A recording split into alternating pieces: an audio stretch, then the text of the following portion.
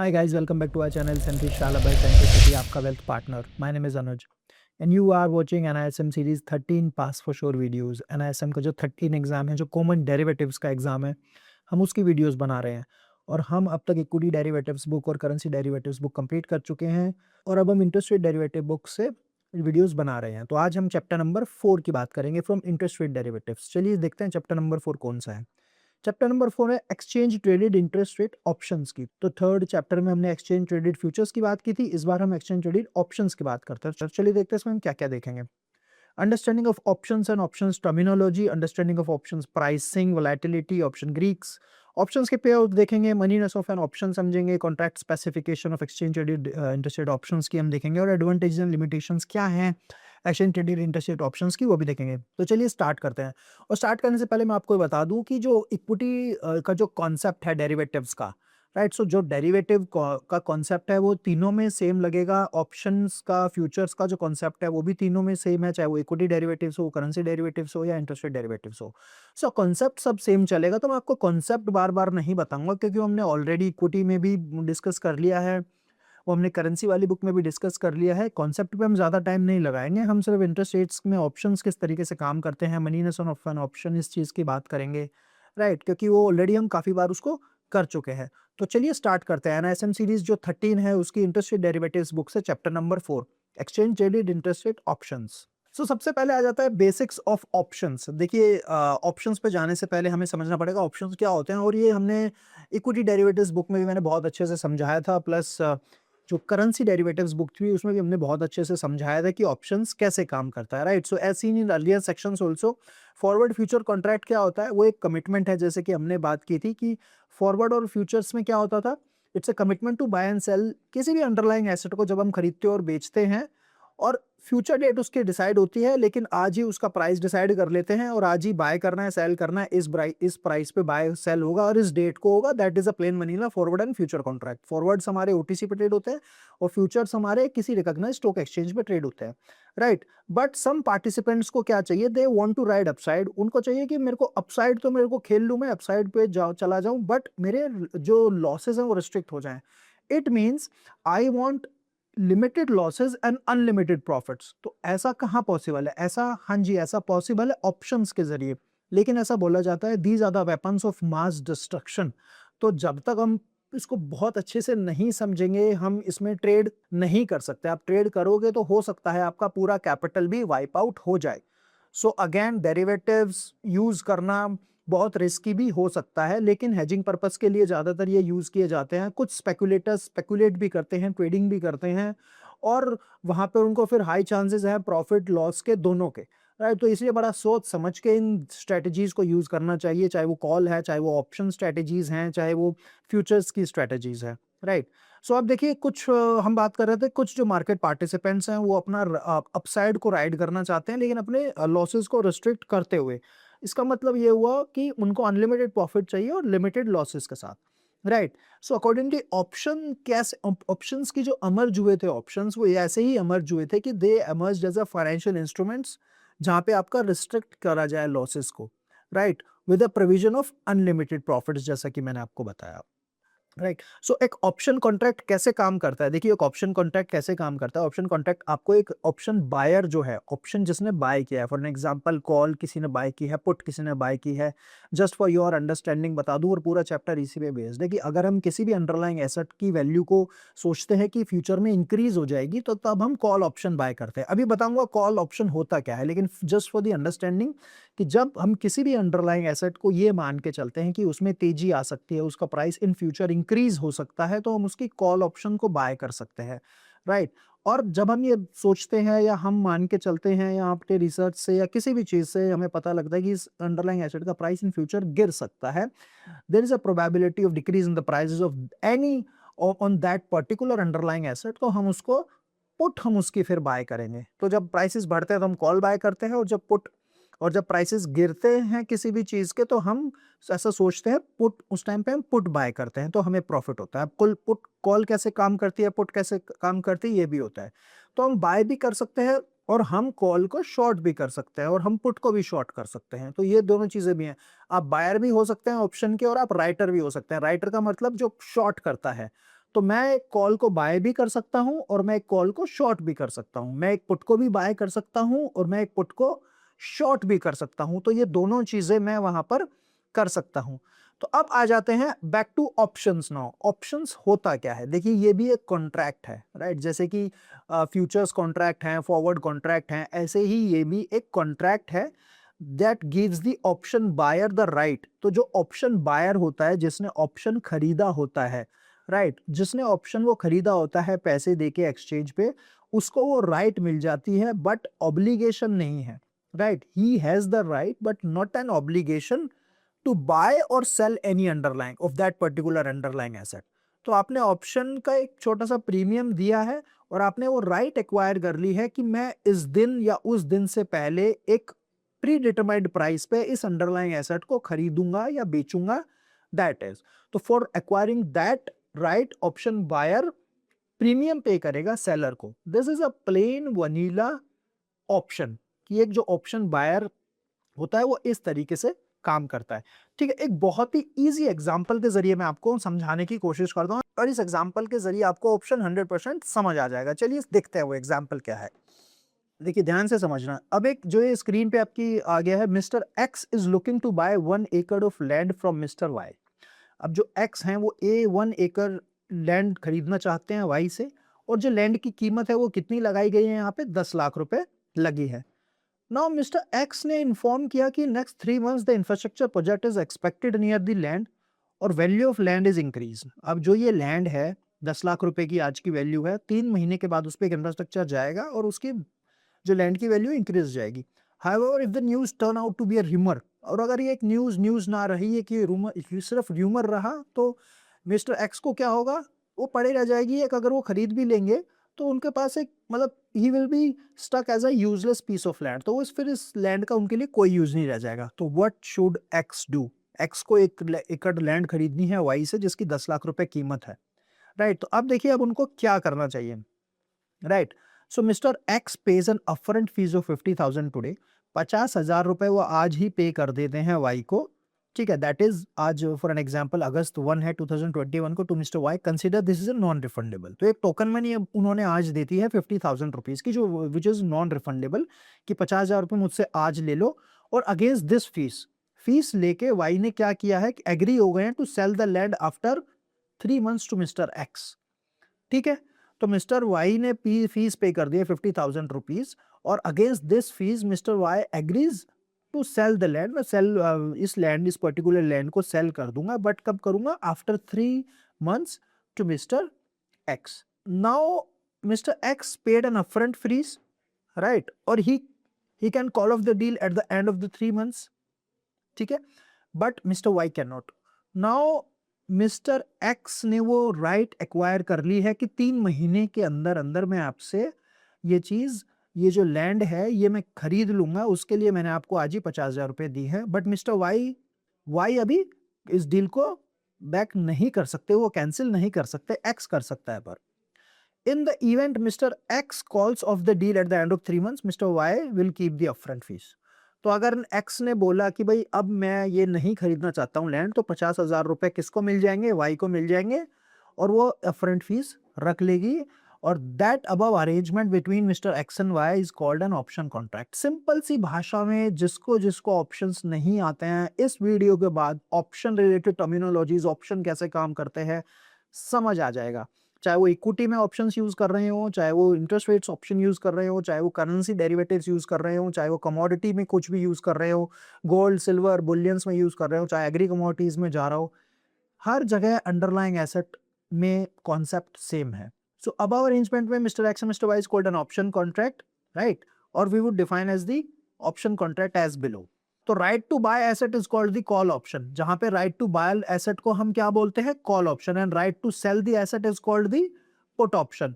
तो हमारे एग्जांपल में मिस्टर एक्स ने राइट रिसीव किया था लैंड का, hence it's called the option transaction. तो उन्होंने एक तरीके से पैसा देके क्या किया था, वो बाय करने की कोशिश करेंगे कि 3 महीने के बाद में बाय करूंगा, तो वो ऑप्शन बायर हो गए थे, राइट? जो प्री स्पेसिफाइड प्राइस था जो अंडरलाइंग एसेट का, राइट, जो अंडरलाइंग एसेट का प्री स्पेसिफाइड प्राइस था which is called strike price, इस केस में कितना था? 10 लाख रुपए का स्ट्राइक प्राइस था, ठीक है? और एक डेट जो ऑप्शन कॉन्ट्रैक्ट की थी वो उसको क्या किया जाता है, एक्सपायरेशन डेट, जिसको एक्सपायर किया जा रहा है कॉन्ट्रैक्ट को उसको हम क्या बोलेंगे, expiration date. The difference between the date of entering and expiration is called time to maturity, जो इसमें 3 महीने पे था। ठीक है, अब ये देखिए, जब party which buys the right but not the obligation pays the premium is called the option buyer. हम बार बार वही बोल रहे हैं कि जिसने 3 महीने की राइट एक्वायर की थी वो ऑप्शन बायर है, राइट, और उसने वो प्रीमियम पे किया है।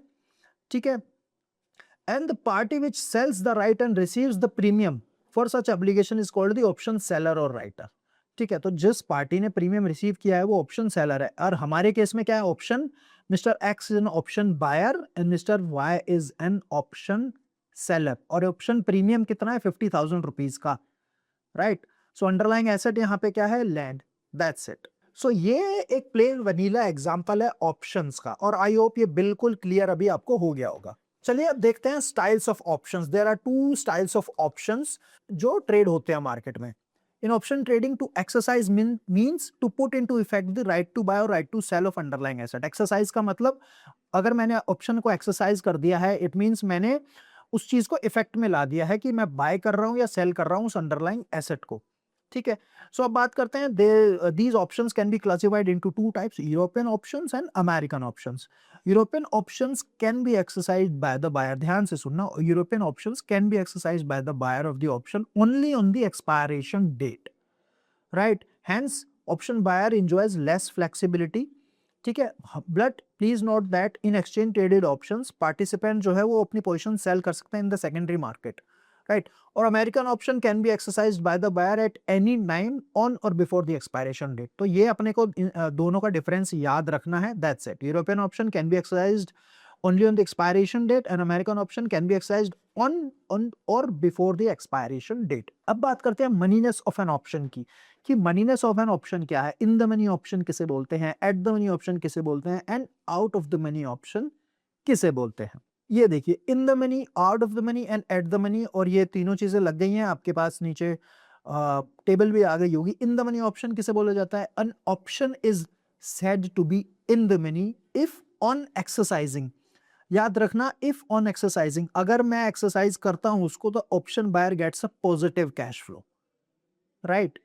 Option buyer gets a positive cash flow, कैसे? Thus a call option would be in the money if underlying price is higher than the strike price। यानी कि जो पीस ऑफ लैंड वाला एग्जांपल आप रिकॉल कीजिए, अगर आज ही उसका प्राइस 11 लाख रुपए हो गया, इन्होंने डील करी और अगले महीने 11 लाख रुपए हो गया, तो वो तुरंत उससे 10 लाख रुपए में ले लेंगे और 11 में बेच देंगे, 1 लाख रुपए का उनको प्रॉफिट हो जाएगा, right. So on exercising the option buyer gets a positive cash flow, that is called in the money. Thus option जो call option would be in the money, जो अंडरलाइंग प्राइस है वो हायर हो जाएगा आपके strike price से। आपका strike price क्या था, किस स्ट्राइक प्राइस का ऑप्शन लिया है आपने, किस स्ट्राइक प्राइस 50,000 रुपए पे किया है, 10 लाख पे, और अगर मार्केट प्राइस आज 11 लाख रुपए हो गया तो आपका ऑप्शन इन द मनी हो जाएगा। आउट ऑफ द मनी क्या हो जाएगा, अगर एक्सरसाइज करने पे आपको नेगेटिव कैश फ्लो आए, यानी कि आपको लग रहा है अगर उसका प्राइस 9 लाख रुपए हो गया आज मार्केट प्राइस, और आप एक्सरसाइज करने जाएंगे ऑप्शन को, तो आपको 1 लाख का लॉस हो जाएगा। So this is called out of the money. जब आपका, याद रखिए, जब आपका अंडरलाइंग प्राइस का जो अंडरलाइंग प्राइस है वो हायर है स्ट्राइक प्राइस से, तो वो आउट ऑफ द मनी हो जाएगा। एट द मनी दोनों प्राइसेस सेम होंगे, ठीक है जी। सो ये आपका एग्जांपल है। सो अब बात करते हैं basics of option pricing and option Greeks की। सो देखिए, जो ऑप्शन का प्राइस है वो दो तरीके से, दो चीजों पे डिपेंड करता है, उसकी इंट्रिंसिक वैल्यू पे और उसकी टाइम वैल्यू पे। इंट्रिंसिक वैल्यू क्या है कि आज जो मार्केट प्राइस चल रहा है minus strike price, that is the intrinsic value, जो उसकी ऑप्शन की रियल वैल्यू होनी चाहिए। जैसे 25,000 निफ्टी की वैल्यू चल रही है और हमने एक ऑप्शन बाय किया 25,100 का 300 रुपीज पे, ठीक है, तो एक्चुअली वैल्यू कितनी होनी चाहिए उसकी, 100 रुपए ही होनी चाहिए, बट जो 200 रुपीज 200 एक्स्ट्रा आ रहा है प्रीमियम, वो उसकी हो सकता है टाइम वैल्यू के कारण आ रहा हो। सो पहली चीज इंट्रिंसिक वैल्यू है और दूसरी चीज डिपेंड करती है टाइम वैल्यू पे। जितना ज्यादा कॉन्ट्रैक्ट में एक्सपायरेशन में टाइम होगा उतनी टाइम वैल्यू ज्यादा होगी, और जैसे जैसे हम एक्सपायरेशन की तरफ बढ़ेंगे टाइम वैल्यू जीरो होती जाएगी और जो आपकी इंट्रिंसिक वैल्यू ही उसमें आती जाएगी, राइट। तो आप देखोगे in the starting of options premium बहुत हाई होते हैं, जितनी इंट्रिंसिक वैल्यू होती है, मतलब जितनी एक्चुअल वैल्यू होनी चाहिए उस कॉन्ट्रैक्ट की, उससे भी ज्यादा होते हैं, डबल होते हैं, due to time value. Because जितना टाइम एक्स्ट्रा होता है, हम ये मान के चलते हैं उतनी वोलेटिलिटी ऊपर नीचे ज्यादा हो सकती है। सो इसीलिए ड्यू टू द वोलेटिलिटी और due to the time remaining in the contract, time value उसमें ज़्यादा होगी, बट जैसे-जैसे आप एक्सपायरेशन की तरफ जाते जाएँगे, टाइम वैल्यू कम हो जाएगी और जो एक्चुअल कॉन्ट्रैक्ट है वैल्यू की वही बचेगा। यानी कि अगर मैं 25,100 का कॉन्ट्रैक्ट ले रहा हूँ निफ्टी का, 25,100 का निफ्टी का मैं कॉल ऑप्शन ले रहा हूँ ₹300 पे, राइट? और 25,100 आज भी ₹300 रहेगी और 25,000 अगर 400 पे एक्सपायर हो गई, तो एक्चुअल वैल्यू 300 ही होनी चाहिए। तो मेरे को स्टिल निफ्टी ने 100 की 300 हो गई है, 100 की 400 हो गई है निफ्टी, 25,100 से 25,400 हो गई है, लेकिन स्टिल मुझे कुछ नहीं मिल रहा है। क्यों? क्योंकि पहले प्रीमियम हाई था और वो प्रीमियम अपनी एक्चुअल वैल्यू पे आ गया है। सो इसीलिए इस केस में this is called the time value and this is called the आपका इंट्रिंसिक वैल्यू। देखिए, अब बात करते हैं ऑप्शन प्राइसिंग फंडामेंटल्स की, किन चीजों पे ऑप्शन प्राइसिंग बेस्ड होती है। तो spot price of underlying asset कितना चल रहा है, उस पे आपकी ऑप्शन प्राइस बेस्ड होगी कि आपका जो स्पॉट प्राइस है, फॉर एन एग्जांपल 25,000 निफ्टी का आपका स्पॉट प्राइस चल रहा है और आपके ऑप्शन 25,000 का आपने ऑप्शन लिया हुआ है। अब 25,100 पे ₹100 हो जाएगा, 25,200 पे ₹200 हो जाएगा, 25,300 वैल्यू हो जाएगी, वो उस ऑप्शन की भी ₹300 वैल्यू हो जाएगी। 25,400 पे आपके ऑप्शन भी ₹400 का हो जाएगा, 25,500 पे आपका ऑप्शन भी ₹500 हो जाएगा। और अगर आपने पुट ले रखी है 25,500 की, तो जैसे जैसे निफ्टी गिरेगी पुट की वैल्यू भी वैसे वैसे बढ़ती जाएगी। ठीक है, छोटा-सा प्रीमियम दिया आपने और for an example ₹1000 point Nifty में गिरावट आ गई या 1000 पॉइंट निफ्टी ऊपर चली गई और एक लॉट निफ्टी का ₹50 का है और आपने ₹100 पे बाय किया है, यानी कि 100 मल्टीप्लाई बाय 50, ₹5,000 दिए हैं, लेकिन ₹1000 की मूवमेंट आ गई तो आपको 50,000 का वहाँ पे प्रॉफिट आ जाएगा और आपने पुट लिया तो 50,000 का प्रॉफिट पुट में आ जाएगा अगर ₹1000 की मूवमेंट हुई। लेकिन 25,000 की पुट अगर at the time of expiry 50,000 से नीचे बंद हो गया बाजार, तो फिर आपका ये प्रीमियम ज़ीरो हो जाएगा। वही रिकॉल कीजिए वो वाला एग्ज़ाम्पल जो मैंने आपको बताया था कि ₹50,000 आपको एज़ अ टोकन मनी है वो चले जाएँगे अगर आप अपना कॉन्ट्रैक्ट को एक्सरसाइज़ नहीं करते हैं, राइट? तो ये इस तरीके से आपका प्रीमियम ज़ीरो हो जाएगा अगर at the time of expiry जिस स्ट्राइक प्राइस की आपने कॉल या पुट ली है उससे मार्केट प्राइस नीचे बंद हो जाता है तो, राइट? तो यही यहाँ पे देखने वाली बात है। तो स्पॉट प्राइस हो गया, strike price of an option की हमने बात की, वोलेटिलिटी ऑफ अंडरलाइंग एसेट, ज़्यादा वोलेटिलिटी है तो ज़्यादा आपका प्राइस वहाँ पे लगेगा। टाइम ज़्यादा बचेगा तो जितना टाइम है उतना ज़्यादा मूवमेंट होगी। और इंटरेस्ट रेट्स भी बहुत बड़ा फैक्टर करता है कि किस तरीके से मूवमेंट होगी, राइट? तो चलिए समझते हैं पे ऑफ्स निकाल के कि पे ऑफ्स के लिए कैसे होता है, राइट? पे ऑफ्स देखते हैं किस तरीके से ऑप्शन होता है कि हमने जो लॉन्ग किया ऑप्शन को फिर हमने जो ऑप्शन को शॉर्ट किया। तो अगर हम ऑप्शन को लॉन्ग करते हैं तो हमारा पे ऑफ क्या बनता है और अगर हम ऑप्शन को शॉर्ट करते हैं तो पे ऑफ क्या बनता है। सबसे पहले हम बात करते हैं लॉन्ग कॉल की। हमने एक कॉल बाय की है, राइट? एक ऑप्शन बाय किया है जिसको हमने कॉल बाय की है। तो ये आपका एग्जांपल के ज़रिए यहाँ पे आपको समझाने की कोशिश करता हूँ। On October 1st 2021, 6.10 government of India 2031 जो ये सिक्योरिटी ट्रेड कर रही है 98.40 पे। ठीक है, आपने कॉल ऑप्शन बाय किया स्ट्राइक प्राइस का 98.50 का at a premium of 0.20, right? तो इस सिक्योरिटी कितने प्राइस पे ट्रेड कर रही है? 98.40 पे और आपने बाय किया है call option with a strike price of 98.50 at a premium of rupees 0.20 का। तो 98.50 का आपका स्ट्राइक प्राइस है इस और आपने प्रीमियम इसका 0.20 दिया है with expiry date of October 28, 2021. The call option gives the buyer the right but not the obligation to buy on the underlying asset. हमने देखा, so in this example you have the right to buy this particular security at rupees 98.50.